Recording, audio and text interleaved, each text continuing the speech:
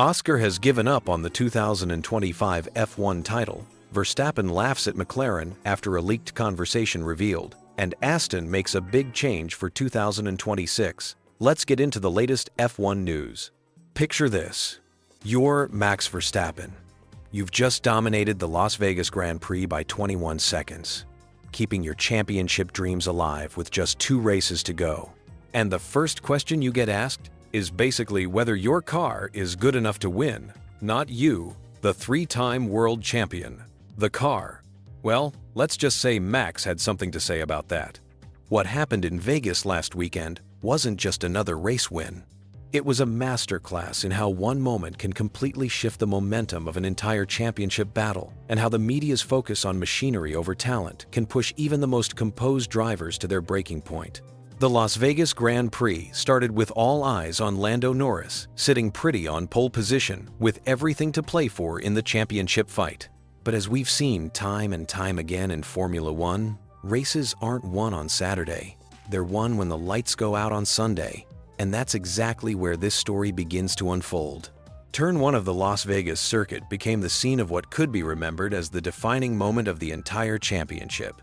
Norris, under pressure with the pole position advantage, made a critical error that would haunt him for the next 50 laps. As Verstappen positioned himself alongside the McLaren into the first corner, Norris attempted to squeeze the Red Bull driver against the wall. It's a classic defensive move, one we've seen countless times in Formula One. But execution is everything. Instead of maintaining control while defending his position, Norris went into turn 1 carrying too much speed. The physics of racing don't forgive these mistakes, and the McLaren went wide, running completely off the racing line and giving Verstappen the golden opportunity he needed. The Dutchman, with his characteristic calm under pressure, seized the moment without hesitation. What followed was a demonstration of racecraft that separated the good drivers from the great ones. Verstappen didn't just take the lead and hold it. He systematically built a gap that would grow larger with each passing lap. By the time George Russell, running in second place, found himself dropped out of DRS range, it became clear that we were witnessing something special. The gap to Russell stretched beyond 5 seconds, and when Norris finally recovered from his early mistake to overtake the Mercedes and claim second place on lap 35, Verstappen was already in a different time zone. The psychological impact of that early error seemed to weigh heavily on the McLaren driver, while Verstappen was in that zone that champions find when everything is on the line. 15 laps later, as the checkered flag waved, the gap had grown to an absolutely dominant 21 seconds. This wasn't just a win, it was a statement. Verstappen had taken what could have been a weekend where he lost crucial points in the championship fight and turned it into a commanding victory that brought him right back into title contention. The numbers tell the story of just how significant this performance was. With Norris's later disqualification due to a technical infringement, Verstappen found himself just 24 points behind in the championship, with 58 points still available in the final 2 races. In Formula One terms, that's nothing. The championship fight was alive again. This victory marked Verstappen's 4th Grand Prix win in just 7 races, showcasing the kind of form that has made him one of the most feared competitors on the grid. But it was what happened after the race that really caught everyone's attention and sparked conversations across the Formula One community. Sky Sports reporter Rachel Brooks approached Verstappen in the television pen, ready to discuss this incredible performance and what it meant for the championship battle. Her opening line seemed innocent enough, acknowledging the 20-second margin of victory and comparing it to the dominant Red Bull performances of previous seasons. But then came the question that would trigger Verstappen's memorable response. When Brooks asked whether this car had enough to compete in the final 2 tracks of the season, something in her phrasing struck a nerve with the 3-time world champion. The emphasis on the car, rather than the driver, was something Verstappen wasn't about to let slide. His response was immediate and loaded with sarcasm. "Yeah, it's all about the car," he shot back, his tone making it crystal clear that he wasn't pleased with the implication that his machinery deserved more credit than his driving ability. Brooks attempted to clarify her position, pointing out that she had praised Verstappen's performance and hadn't diminished his role in the victory. But the damage was done. and the exchange became yet another example of the sometimes tense relationship between drivers and media in the high-pressure world of Formula One. This wasn't an isolated incident between these two. Earlier in the season, following a controversial race at the Spanish Grand Prix, Verstappen and Brooks had another memorable exchange that highlighted the Dutch driver's growing frustration with certain types of media coverage. During that Spanish Grand Prix weekend, Verstappen had endured a frustrating race that included contact with George Russell and a subsequent 10-second penalty. When Brooks suggested that such incidents took the shine off his incredible driving ability, Verstappen's response was characteristically blunt and dismissive. These exchanges reveal something deeper about the current state of Formula One and how drivers are perceived by different sections of the media. There's an ongoing debate about whether modern Formula One success is more attributable to driver skill or technological advancement. It's a discussion that touches on fundamental questions about what makes a champion in motorsport. Verstappen's reaction in Las Vegas speaks to a frustration that many top drivers feel when their achievements are attributed primarily to their equipment. While it's undeniable that Formula One is a sport where technology plays a crucial role, the human element remains paramount. The difference between winning and losing often comes down to split-second decisions, racecraft, and the ability to perform under immense pressure. Looking at Verstappen's Las Vegas performance through this lens, it becomes clear why the question about his car's capabilities struck such a nerve. This was a driver who had capitalized perfectly on his rival's mistake, managed his tires throughout a demanding race, and delivered a flawless performance when the championship was on the line. The timing of this victory couldn't have been more critical. With just 2 races remaining in the season, every point matters, and psychological momentum can be just as important as raw pace. Verstappen's dominant win didn't just close the points gap. It sent a message to Norris and the entire paddock that the championship fight was far from over. As we head into the final 2 races of the season, this Las Vegas performance will be remembered as a potential turning point. Whether Verstappen can capitalize on this momentum and complete one of Formula One's greatest championship comebacks remains to be seen. But one thing is certain: he's not ready to hand over his crown without a fight. The exchange with Rachel Brooks, while brief, encapsulates the broader narrative surrounding modern Formula One drivers and their relationship with both the media and public perception. It's a reminder that behind the helmets and racing suits are competitors who take immense pride in their craft and aren't afraid to defend their reputation when they feel it's being questioned. This story continues to unfold, but Max Verstappen has made one thing perfectly clear. He believes his driving, not just his car, will determine whether he wins or loses this championship. And after what we witnessed in Las Vegas, it's hard to argue with that confidence. What just happened in Las Vegas might have changed everything for the Formula One championship battle. Oscar Piastri, the young Australian driver who started this season with so much promise, just delivered some brutally honest words about his title chances that should send shockwaves through the McLaren camp. Picture this scene. You're sitting in 4th place after what felt like a nightmare race in Sin City, thinking you've at least salvaged some points to keep your championship dreams alive. Then boom, hours later you discover you've been disqualified along with your teammate. That's exactly what happened to Oscar Piastri and Lando Norris after the Las Vegas Grand Prix. And Piastri's reaction tells us everything we need to know about where his head is at right now. When reporters asked the 23-year-old about his title prospects, his response was startling in its resignation. He simply said the championship picture is what it is, and that he's just focused on getting good results to finish the year. For a driver who many considered a genuine championship contender just a few months ago, these words carry enormous weight. This isn't the fighting talk of someone who believes they can still win. This sounds like someone who's already mentally preparing for next season. But here's where it gets really interesting. The mathematics of this situation have created a perfect storm that could reshape not just this championship, but the entire dynamic within the McLaren team for years to come. After the double disqualification stripped both McLaren drivers of their points, Piastri now finds himself tied on points with Max Verstappen, both sitting 24 points behind Norris with just 2 race weekends remaining. That's a massive mountain to climb in such a short time frame. What makes this situation even more compelling is how we got here. Piastri's struggles didn't start in Las Vegas. This has been building for 6 races now, an extended period where nothing seems to go right for the Australian. While his teammate Norris has been consistently fighting for podiums and race wins, Piastri has been plagued by incidents, strategy mishaps, and just plain bad luck. The pattern has become impossible to ignore. The Las Vegas race itself perfectly encapsulated Piastri's recent fortunes.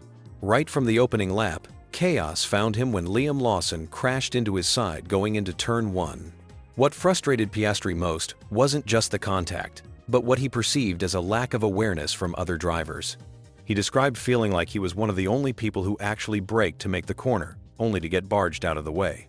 The stewards ruled it a racing incident, meaning no penalties were handed out, but the damage to Piastri's race was already done. From there, his afternoon became an exercise in damage limitation. Stuck behind traffic, unable to find clean air to show his true pace, making mistakes under pressure. It was the kind of race that epitomizes everything that's gone wrong for him recently. Even when he did find moments of genuine speed and clear track, circumstances conspired against him. He got trapped behind Kimi Antonelli for significant portions of the race, hampering his ability to climb back through the field. What's particularly telling about Piastri's post-race comments is his acknowledgement that Las Vegas isn't his favorite circuit, but he's quick to point out that he's had good results at tracks he doesn't particularly enjoy this season. This suggests he knows the problem isn't just about track characteristics or setup preferences. There's something deeper going on, whether it's confidence, timing, or just the cruel mathematics of championship pressure affecting his decision-making. The disqualification adds another layer of complexity to this story. Both McLaren cars failed post-race technical inspection due to excessive floor plank wear. This kind of technical infringement usually stems from pushing the car beyond its limits, extracting every last tenth of performance. It's the kind of mistake that happens when a team is under immense pressure to maximize results. The irony is that McLaren's aggressive approach to car setup, designed to help both drivers in the championship fight, ended up hurting both of them equally. Now here's where the psychology gets really fascinating. Max Verstappen, who won the Las Vegas Grand Prix, suddenly finds himself level on points with Piastri. The three-time world champion has been having his own struggles this season with a difficult Red Bull car, but he's shown time and again that he thrives under pressure, having Verstappen breathing down his neck, while also trailing his own teammate by such a significant margin, creates an almost impossible psychological burden for Piastri. The team dynamics at McLaren are about to become incredibly delicate. With Norris now the clear championship leader among their drivers and only 2 weekends remaining, there will be enormous pressure for the team to prioritize his title bid. This means Piastri might find himself in the uncomfortable position of being asked to play a supporting role, something that goes against every instinct of a competitive racing driver. But Piastri's comments suggest he might already be mentally preparing for this reality. His focus on simply getting good results rather than fighting for the championship could be interpreted as him gracefully stepping aside for his teammate. However, it could also be seen as a young driver trying to rebuild his confidence after a difficult period. Sometimes, the best way forward is to lower expectations and focus on the process rather than the outcome. The timing of this situation couldn't be more crucial. With Qatar and Abu Dhabi remaining on the calendar, including a sprint race format in Qatar, there are still meaningful points available. Mathematically, Piastri could still win the championship if everything falls perfectly. But his own words suggest he doesn't believe that's realistic anymore. This kind of mindset can become self-fulfilling in motorsport, where confidence and belief are just as important as raw speed. What makes this story even more intriguing is how it reflects the broader narrative of this Formula One season. We've seen multiple drivers rise and fall in championship contention, with momentum shifts happening almost weekly. Piastri started the year as many people's dark horse pick for the title, showing flashes of brilliance that suggested he could match or even exceed Norris's pace. The fact that he's now essentially conceding the championship shows just how quickly fortunes can change in this sport. Looking ahead to the final 2 weekends, Piastri faces a fascinating choice. He can either dig deep and try to rediscover the form that made him such a highly rated prospect, or he can embrace a supporting role and help secure McLaren's first championship in over a decade through Norris.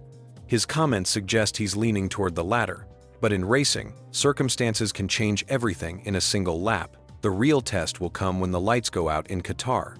Will we see a rejuvenated Piastri fighting for every point? Or will we witness the birth of a strategic supporting role that could define the championship outcome? Either way, his honest assessment after Las Vegas has set the stage for a compelling conclusion to what's already been an unpredictable season. Sometimes in Formula One, accepting reality is the first step toward changing it. Wait, did Toto Wolff just make the biggest power move in Formula One history? A $300 million share sale that has everyone asking one burning question. Is the mastermind behind Mercedes about to walk away from the empire he built? Let me tell you something that might shock you. In a world where team principals come and go faster than tire changes during a pit stop, Toto Wolff just did something that nobody saw coming. And the ripple effects of this decision could reshape the entire landscape of Formula One as we know it. Picture this. You're sitting at the top of one of the most successful racing teams in history. You've got 8 consecutive Constructors' Championships under your belt. You're not just the team boss, you're literally an owner with serious skin in the game. Then suddenly, you decide to cash out a chunk of your empire for a jaw-dropping $300 million. What would you think if you heard that news? Most people would assume it's the beginning of the end, the start of an exit strategy, a signal that even the most powerful figures in the sport are looking for the door. But here's where this story takes a fascinating twist that nobody anticipated. Toto Wolff isn't going anywhere. In fact, he's doubling down on his commitment to Mercedes in a way that reveals something much bigger about the future of Formula One. And when you understand his real motivation behind this massive transaction, you'll see why this move is actually genius. Let's rewind and understand how we got here. Toto Wolff isn't your typical team principal. While other team bosses are employees hired by massive corporations, Wolff carved out a unique position in the paddock. Back in 2013, he didn't just join Mercedes as team principal, he bought 30% of the team. Think about that for a second. He put his own money on the line, betting on his ability to turn this team into a winner. That bet paid off in ways nobody could have imagined. By 2021, Wolff had increased his stake to 33.3%, matching the ownership percentage of Ineos when they joined as partners. But here's what makes this recent sale so intriguing. Wolff didn't sell his shares directly in the team. Instead, he sold 15% of his ownership in his personal investment holding company to George Kurtz, the CEO of CrowdStrike. Now, you might be wondering who George Kurtz is and why this matters. Kurtz isn't just another wealthy investor looking to get into Formula One for the glamour. He's a serious technology entrepreneur, and crucially, he's a racer himself. This isn't about bringing in passive money. This is about bringing in expertise and connections that could transform Mercedes' position in one of the most important markets for Formula One's future. The United States market represents the next frontier for Formula One's explosive growth. We've seen how successful the sport has become in America over the past few years, with multiple races now on the calendar and viewership numbers that would have seemed impossible just a decade ago. By bringing in someone like Kurtz, who understands both technology and American business culture, Wolff is positioning Mercedes to capitalize on this expansion in ways that pure racing expertise alone couldn't achieve. But let's talk about what this sale really reveals about the current state of Formula One as a business. The fact that this transaction values Mercedes at approximately $6 billion should make everyone sit up and take notice. $6 billion for a Formula One team. Let that sink in for a moment. To put this in perspective, just 5 years ago, if someone had suggested that any Formula One team could be worth $6 billion, they would have been laughed out of the paddock. Yet, here we are. And according to Wolff himself, this valuation isn't just some inflated bubble. It's based on fundamental changes in how these teams operate as businesses. The introduction of the cost cap has been absolutely revolutionary for Formula One team economics. Before this regulation, teams were essentially locked in an arms race of spending, throwing money at problems with no real constraint. The biggest budgets didn't just give teams competitive advantages, they made it nearly impossible for the sport to be profitable for anyone involved. The cost cap changed everything. Suddenly, teams couldn't just outspend their way to victory. They had to become more efficient, more strategic, and more focused on generating sustainable revenue streams. This protection from runaway spending has allowed teams to actually build profitable business models for the first time in the sport's history. What Wolff describes as protecting teams from themselves has created something remarkable.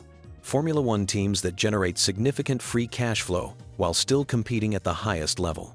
When you combine this profitability with the sport's explosive global growth, you get valuations that seemed impossible just a few years ago. But Wolff's vision extends far beyond just the current success. When he points to examples like the Dallas Cowboys, whose valuation jumped from $3 billion to $12 billion in just 5 years, he's highlighting something crucial about sports as entertainment properties. Once you build a truly global audience and establish sustainable business fundamentals, the growth potential becomes almost unlimited. The comparison to American sports franchises is particularly relevant because it shows how established entertainment properties can continue growing even when they're already popular. The NFL wasn't struggling when the Cowboys were worth $3 billion. It was already America's most popular sport. Yet the underlying business fundamentals were so strong that valuations quadrupled in just 5 years. Formula One finds itself in a similar position today. The sport has never been more popular globally, with new markets opening up and existing markets showing deeper engagement than ever before. The Netflix effect, through Drive to Survive, brought in millions of new fans who might never have discovered the sport otherwise. Social media has created year-round engagement that extends far beyond race weekends. And the technical innovation showcased in Formula One has become increasingly relevant as the automotive industry shifts toward electrification and advanced technology. This is where Wolff's strategic thinking becomes clear. By bringing in partners like George Kurtz, he's not just adding capital to the team, he's adding expertise that can help Mercedes stay ahead of these broader industry trends. Technology companies like CrowdStrike operate in spaces that are becoming increasingly important to automotive manufacturers and racing teams alike. Cybersecurity, data analytics, cloud computing, these aren't just nice-to-have capabilities anymore. They're fundamental requirements for competing at the highest levels. The timing of this partnership also reveals something important about Mercedes' long-term strategy. While other teams might be focusing purely on on-track performance, Mercedes is thinking about how to build sustainable competitive advantages that extend far beyond just having the fastest car. In a cost-capped environment, pure engineering excellence can only take you so far. The teams that will dominate the next era of Formula One will be those that can most effectively leverage technology, data, and business partnerships to maximize their impact within the spending constraints. What makes Wolff's position so unique is that he's not just making these decisions as an employee answerable to a corporate board. As a significant owner, he can take longer-term strategic views that might not show immediate returns, but position the team for sustained success over decades, not just seasons. His emphasis on making sure the sport remains entertaining and engaging shows that he understands something crucial about Formula One's future success. Technical excellence and business success mean nothing if fans lose interest in the product. The sport needs to continue evolving in ways that create compelling narratives and exciting competition, while also building the business fundamentals that support continued growth. Looking ahead, Wolff's confidence in Formula One's continued growth potential seems well-founded. The sport has successfully expanded into new markets, attracted younger audiences, and created business models that work for teams, promoters, and the sport's commercial rights holders. The regulatory framework provides stability while still allowing for innovation and competition. The $300 million transaction that started all this speculation actually represents something much more significant than a wealthy team principal cashing out some chips.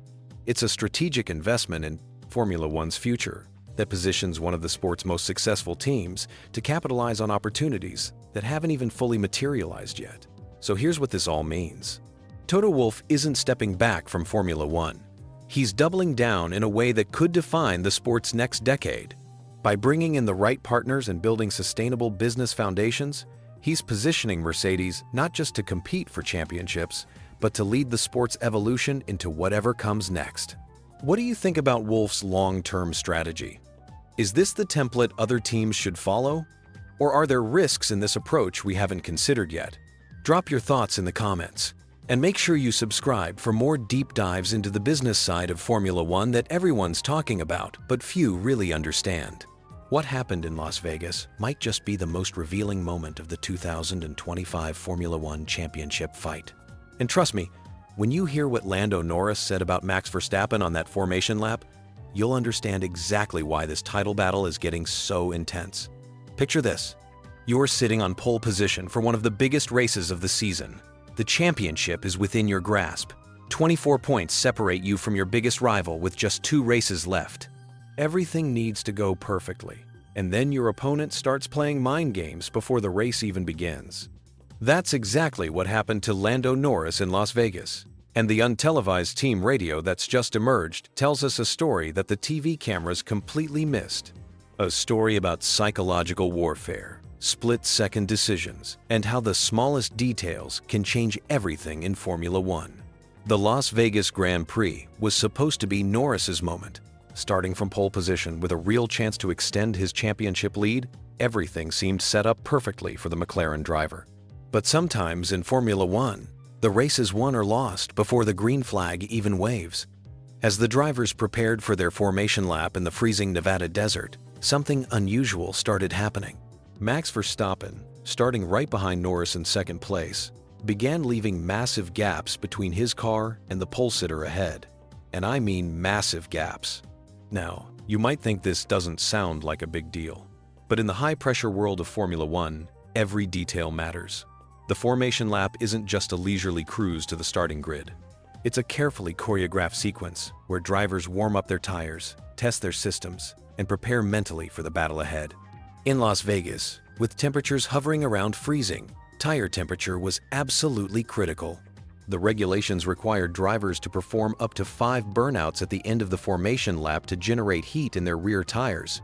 Without proper tire temperature, your launch off the line would be compromised. And in Formula One, a bad start can ruin your entire race. Here's where Verstappen's psychological masterstroke began to unfold. While maintaining these enormous gaps to Norris, he was forcing the McLaren driver to focus on something other than his own race preparation. Instead of concentrating on getting his tires ready and his mind focused, Norris found himself increasingly frustrated with what he saw as rule-breaking behavior. The team radio that's just been released captures Norris's growing agitation perfectly. You can hear the frustration building in his voice as he reports to his team that Verstappen is leaving gaps way beyond what should be allowed. The regulations state that during safety car conditions, drivers must stay within 10 car lengths of each other. And while the formation lap rules are slightly different, Norris clearly felt his rival was pushing the boundaries. What makes this even more fascinating is how it affected both drivers' tire preparation. While Norris was busy worrying about gap distances and reporting to his team, Verstappen was calmly completing all 5 required burnouts with maximum aggression. Meanwhile, Norris managed only 3 burnouts, and none were as intense as Verstappen's efforts. Think about that for a moment. In a sport where milliseconds can determine victory or defeat, one driver was executing perfect preparation while the other was distracted by what seemed like gamesmanship. It's psychological warfare at its finest, and Verstappen didn't even need to say a word. When the formation lap ended and the cars took their positions on the starting grid, the damage was already done. Norris had cooler tires and a mind focused on his rival's tactics rather than his own race start.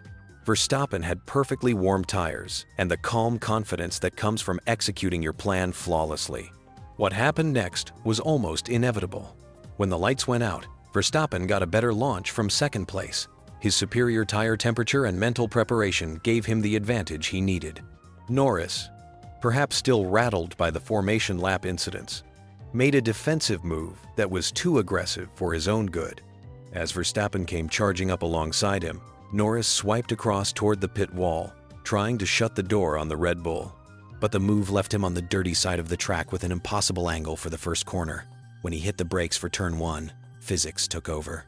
The acute angle and compromised grip sent him sliding wide, and Verstappen slipped through into the lead. It was a moment that perfectly encapsulated how Formula One battles are won and lost in the mind as much as on the track. Verstappen's race engineer, Gianpiero Lambiase, immediately recognized what had happened. His radio message was simple but telling, "Good job, Max. You kept it calm, kept your head." Those words say everything. In the heat of battle, with his championship rival making aggressive defensive moves, Verstappen had remained composed. He'd executed his plan from the formation lap all the way through that crucial first corner, while Norris had let emotion and frustration cloud his judgment. The irony of what happened next makes this story even more compelling. Norris actually crossed the finish line in second place, which would have kept him in the championship fight heading to Qatar. But hours later, both McLaren cars were disqualified for excessive skid block wear, a technical violation that had nothing to do with the dramatic events of the race start. This disqualification meant that Verstappen's psychological victory on the formation lap had even bigger consequences than anyone realized at the time. Instead of losing ground in the championship, he'd actually gained crucial points, bringing the gap down to just 24 points with 2 races remaining. What makes Verstappen's tactics so brilliant is their simplicity. He didn't need to make contact or engage in dangerous driving. He simply used the regulations to his advantage, creating just enough uncertainty and frustration to throw his rival off his game. It's the kind of move that separates good drivers from great champions. The formation lap incident also reveals something important about the psychological pressure both drivers are feeling. Norris, carrying the weight of McLaren's first potential championship in over a decade, is clearly feeling the stress. His radio messages show a driver who's hyper-aware of every detail, perhaps too aware for his own good. Verstappen, on the other hand, showed the calm calculation of a driver who's been in championship fights before. He knew exactly what he was doing, and more importantly, he knew exactly how it would affect his rival. It's championship-level racecraft that goes far beyond just being fast on track. Looking ahead to the final 2 races in Qatar and Abu Dhabi, this Las Vegas incident could be seen as a turning point. Verstappen has shown that he can get inside Norris's head, and in a championship fight this close, psychological advantage is just as important as car performance. The question now is whether Norris can learn from what happened in Vegas and not let similar tactics affect him in the crucial races to come. With 24 points still separating them, the championship is far from over, but Verstappen has clearly established himself as the master of mind games. This is what makes Formula One so captivating.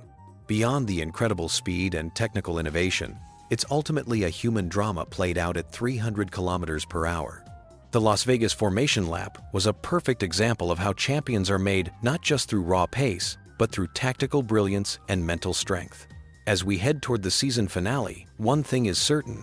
Max Verstappen has shown once again why he's considered one of the greatest drivers of his generation, using every tool at his disposal to gain an advantage.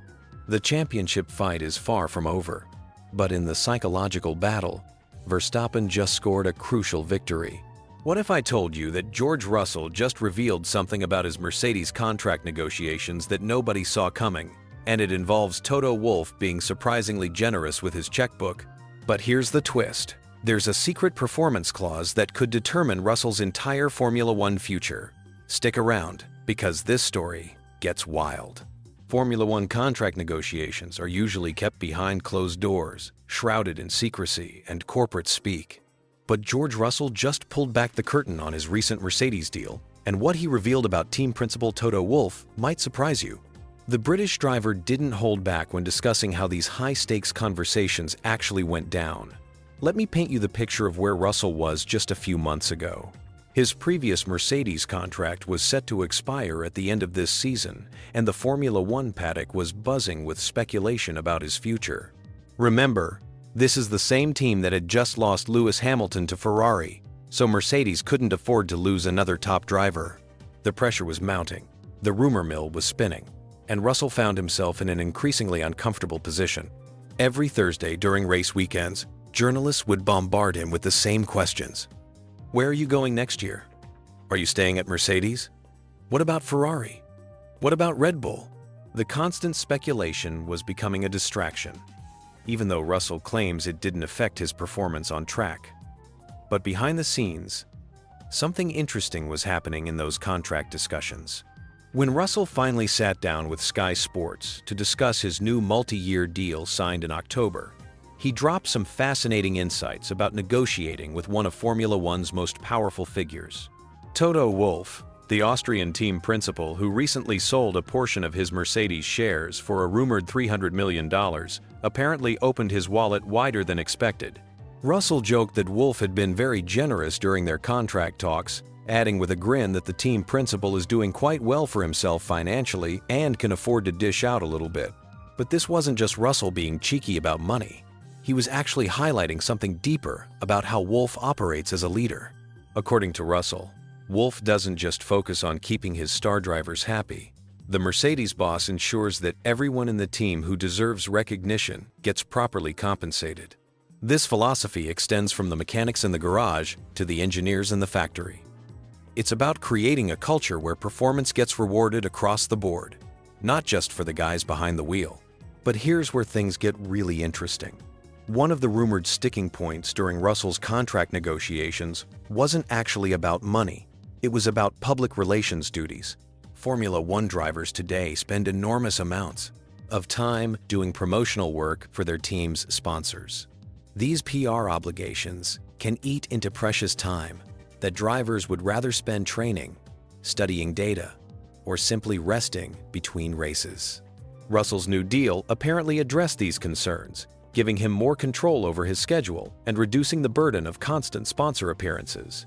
It's a small detail, but it shows how modern Formula One contracts have evolved beyond simple salary negotiations. Now here's the bombshell that Russell revealed in a separate interview with The Telegraph, something he hadn't disclosed publicly before. His new Mercedes contract contains a fascinating performance clause that could automatically extend his deal through the end of 2027. If Russell hits certain performance targets during the upcoming season, his seat for 2027 becomes guaranteed without any further negotiations needed. Think about the implications here. Russell won't find himself in the same uncertain position he was in just 6 months ago, constantly fielding questions about his future. If he performs to the agreed standards, he's automatically locked in. It's a brilliant piece of contract structuring that protects both the driver and the team while eliminating future distractions. This performance clause becomes even more intriguing when you consider the broader context at Mercedes.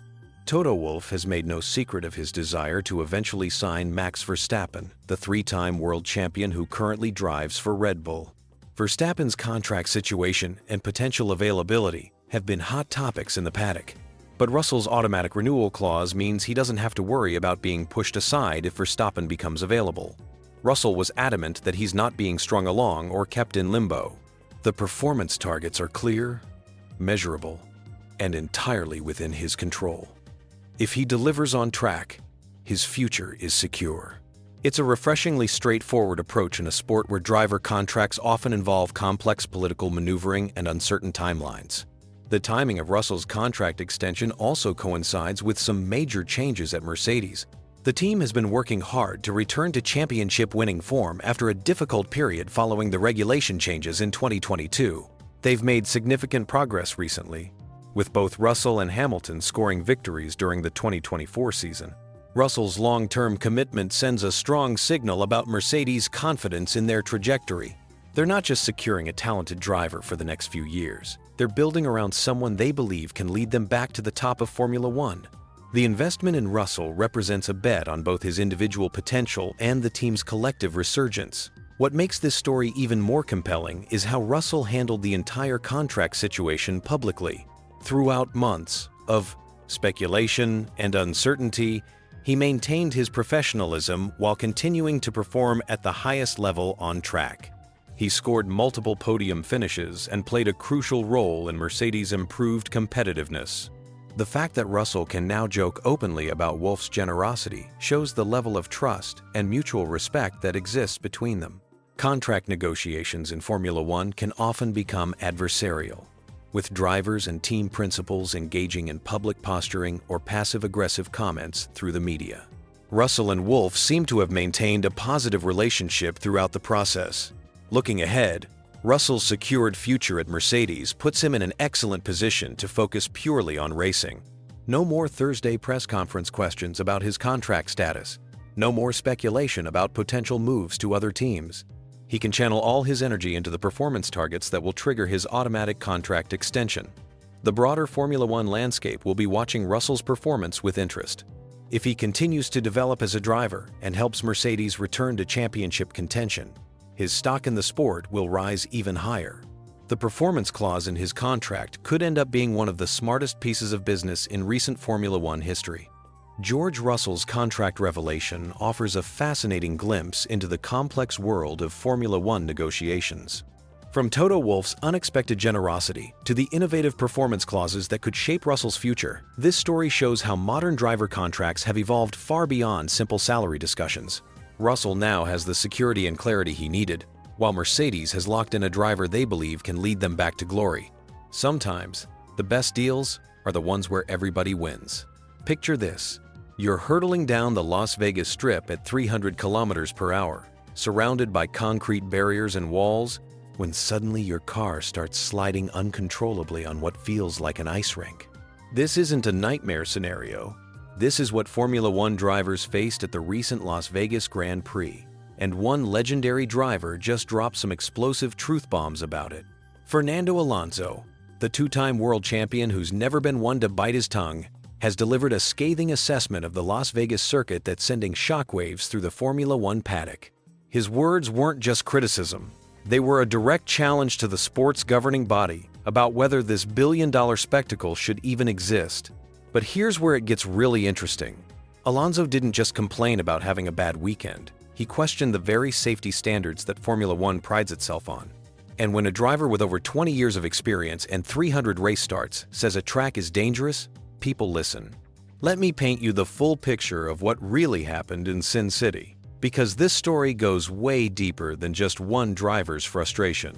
We're talking about a fundamental clash between Formula One's traditional values and its ambitious push into the American market, with driver safety hanging in the balance. The Spanish veteran pulled no punches when describing the circuit conditions. He stated that the track surface simply doesn't meet the standards expected in Formula One, describing it as excessively slippery with insufficient grip levels that make proper tire temperature management nearly impossible. The bumpy nature of the street circuit only compounds these problems, creating what Alonso characterized as conditions bordering on unsafe for racing. But Alonso wasn't alone in his assessment. Ollie Bearman, the young British driver making his mark in the sport, echoed similar concerns with equally stark language. He described the Las Vegas circuit as the least enjoyable street track he'd experienced, highlighting the dangerous combination of extremely low grip levels paired with high-speed sections bordered by unforgiving concrete walls. What makes this situation particularly explosive is the timing. The Las Vegas Grand Prix represents Formula One's crown jewel in its American expansion strategy. This isn't just another race on the calendar. It's a statement event that cost hundreds of millions to establish and represents the sport's biggest bet on conquering the lucrative American market. The track itself winds through the heart of Las Vegas, incorporating the famous Strip in a way that creates spectacular television coverage and an undeniably impressive backdrop. From a visual standpoint, watching Formula One cars navigate past iconic casinos and landmarks creates television gold that traditional permanent circuits simply cannot match. However, the fundamental challenge lies in the nature of street circuits themselves. Unlike purpose-built racing facilities, street circuits must serve dual purposes, functioning as public roads for most of the year while transforming into racing venues for brief periods. This creates inevitable compromises in surface quality and track characteristics. The asphalt concerns raised by multiple drivers stem from this dual-use nature. Public roads prioritize durability and everyday driving conditions over the specialized needs of Formula One cars, which require surfaces that can generate optimal tire temperatures and provide consistent grip levels under extreme cornering forces. Adding to these challenges are infrastructure issues that have plagued the event since its inception. Manholes and utility access points, necessary for the street's everyday function, have repeatedly caused problems during practice sessions. These interruptions not only waste valuable track time, but also highlight the ongoing tension between the circuit's two identities. The safety implications extend beyond just surface conditions. Street circuits, by their nature, feature limited runoff areas and unforgiving barriers. When combined with grip issues that reduce driver confidence and car control, the margin for error becomes dangerously thin. High-speed sections with low grip create scenarios where even the world's best drivers struggle to maintain complete control of their machines. What makes Alonso's criticism particularly significant is his extensive experience across different eras of Formula One. Having raced on circuits worldwide for over 2 decades, his perspective carries weight that younger drivers might not possess. When someone with his background questions whether a venue meets Formula One standards, it represents more than just personal frustration. The political dimensions of this controversy cannot be ignored. Formula One itself serves as the promoter for the Las Vegas event, creating a unique dynamic where the sport's governing body must balance commercial interests with sporting integrity. This arrangement makes it highly unlikely that the event would be removed from the calendar, regardless of driver complaints. CEO Stefano Domenicali has already signaled the sport's long-term commitment to Las Vegas, emphasizing the significant investment made and the event's importance to Formula One's global strategy. His response suggests that rather than reconsidering the venue's place on the calendar, efforts will focus on addressing specific issues while maintaining the race's prominent position. This creates an interesting tension between driver welfare and commercial priorities. While Formula One has made tremendous strides in safety over recent decades, situations like Las Vegas test the boundaries of what drivers consider acceptable racing conditions. The sport must navigate between pushing these boundaries for entertainment value and maintaining the safety standards that drivers rightfully expect. The broader implications for Formula One's American expansion also come into play. Las Vegas represents just one part of a three-race American presence that includes Austin and Miami. Each venue brings its own challenges and characteristics, but Las Vegas carries particular symbolic weight as the newest and most expensive addition to this strategy. Looking ahead, the pressure mounts on circuit organizers and Formula One officials to address these concerns without compromising the event's unique appeal. Surface improvements, better preparation procedures, and enhanced safety measures could potentially resolve driver concerns while preserving the spectacle that makes Las Vegas special. The technical solutions aren't necessarily complex, but implementing them within the constraints of a street circuit presents ongoing challenges. Specialized racing surfaces, improved track preparation, and better integration of necessary infrastructure could address many current issues. However, these improvements require significant investment and coordination with local authorities. Alonso's direct challenge to the FIA represents a broader conversation about standards and accountability in modern Formula One.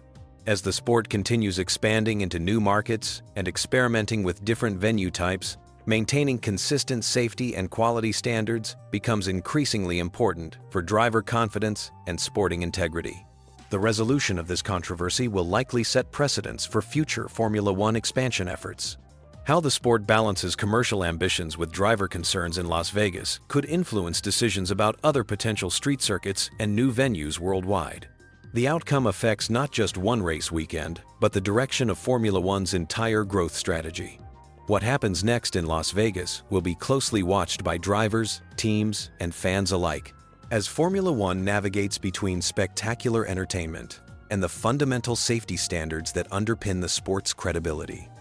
The son of a legend just made a career-defining decision that nobody saw coming.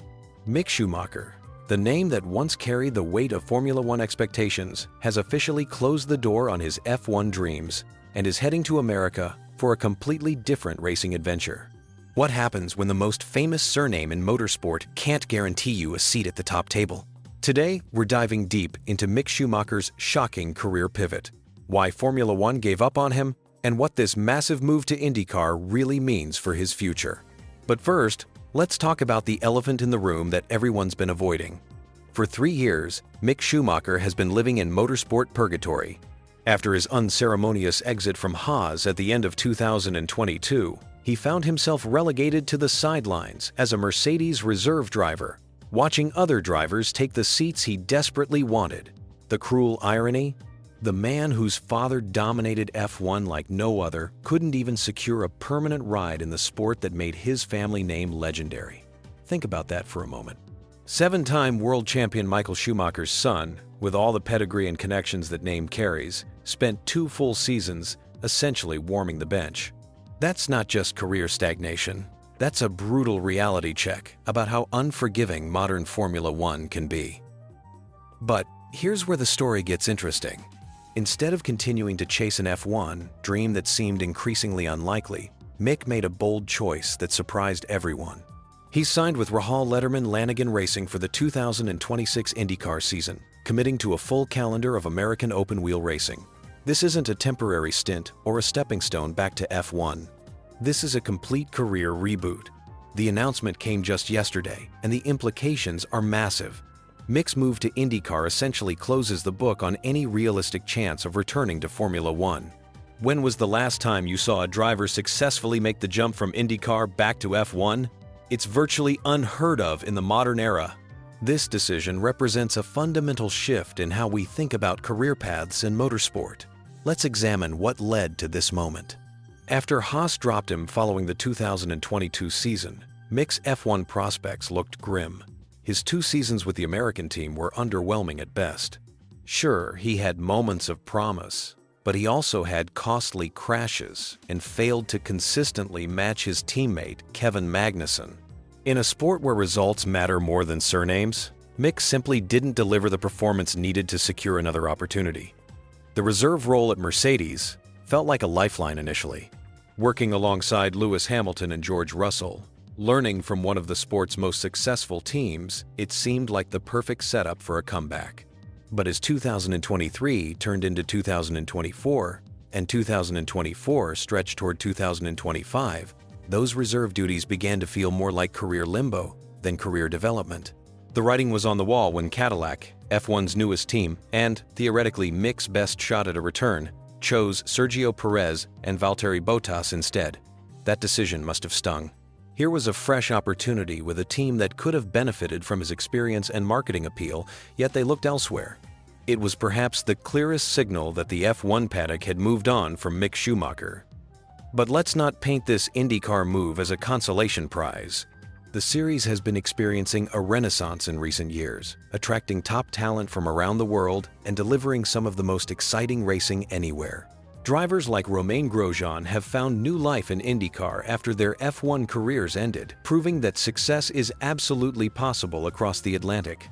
Mick's testing session with RLL in October was apparently exceptional. Team owner Bobby Rahal couldn't contain his enthusiasm, describing how every team member was impressed by Mick's performance and immediately determined to bring him into their program. That's not the kind of reaction you fake or manufacture. When a seasoned team owner like Rahal speaks in those terms, it suggests Mick genuinely impressed behind the wheel. The German driver's own comments reveal someone energized by this new challenge rather than defeated by his F1 setbacks. He spoke about being immediately excited by the car and the American approach to motorsport, describing it as more pure and direct racing. There's something refreshing about a driver who can pivot with such apparent enthusiasm rather than clinging to what might have been. This philosophical shift might be exactly what Mick needs. Formula One has become increasingly political, with driver markets dictated by financial backing, nationality considerations, and complex team dynamics. IndyCar, while certainly competitive, offers a more merit-based environment where racecraft and adaptability matter more than paddock politics. The technical challenge will be significant too. IndyCar features everything from street circuits to road courses to superspeedways, demanding a versatility that F1 drivers rarely need to demonstrate. Mick will need to master oval racing, something completely foreign to his European racing background. The speeds are higher, the margins smaller, and the racing philosophy fundamentally different. There's also the cultural adaptation to consider. American motorsport operates with different rhythms and expectations than European racing. The media landscape is different. The fan culture is different. Even the approach to competition has its own unique characteristics. Mick will need to embrace this new environment completely if he wants to succeed. But perhaps that's exactly what his career needs. Sometimes the best thing that can happen to a struggling athlete is a complete change of scenery, a fresh start where past disappointments don't define present opportunities. Mick gets to write a new chapter of his story, one where he's not constantly measured against his father's impossible standard or haunted by his F1 struggles. The timing is interesting too. At 25 years old, Mick still has plenty of racing years ahead of him. This isn't a veteran driver making one last career move. This is a young driver with significant upside potential, finding a new platform to showcase his abilities. If he succeeds in IndyCar, he could build an entirely different but equally impressive legacy. From a broader perspective, Mick's move represents something significant about modern motorsport. The days when Formula One was the undisputed pinnacle with no viable alternatives are fading. IndyCar, Formula E, endurance racing, even series like Super Formula are providing legitimate career paths for top-level drivers. Mick's decision validates IndyCar as a destination rather than a consolation. The Schumacher name carries enormous weight in motorsport, and Mick's presence will undoubtedly boost IndyCar's profile internationally. European fans who might never have paid attention to the series will now have a reason to tune in. That's valuable for everyone involved, from the series itself to sponsors to fellow drivers who benefit from increased attention. Looking ahead to 2026, Mick faces the challenge of proving he belongs at this level while adapting to a completely new form of racing. The learning curve will be steep, but the opportunity is genuine. Success in IndyCar could establish him as a legitimate star in his own right, separate from his family legacy and F1 disappointments. This story ultimately isn't about failure or disappointment. It's about adaptation, courage, and the willingness to pursue success on different terms. Mick Schumacher is betting on himself in a new environment, and that takes considerable guts. Whether this gamble pays off remains to be seen, but one thing is certain: the next chapter of his career will be fascinating to watch unfold.